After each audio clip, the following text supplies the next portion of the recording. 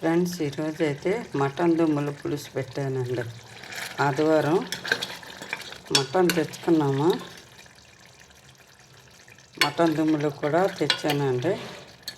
Chicken mutton తెచ్చాను, అలాగే దుమ్ములు కూడాను. చూడండి, ఈరోజైతే దుమ్ములు అంటుకున్నట్లాగా పులుసు పెట్టానండి. దుమ్ముకైతే దుమ్ము కూడా ఇలాగంటేనే నొక్కితే అయిపోతుంది, అంత మెత్తగా చేస్తానమాట. చూడండి, అన్నం ముద్ద కమ్మగా దిగిపోతుంది అనమాట. చూపు చేయాలని అనుకున్నాను, కానీ ఇలాగ చేస్తే అన్నంలోనూ చక్కగా కలుపుకొని తినొచ్చండి. మనకి జ్యూస్లోనే చాలా వరకు కూడా దిగిపోతుంది అనమాట చూపు అంతా.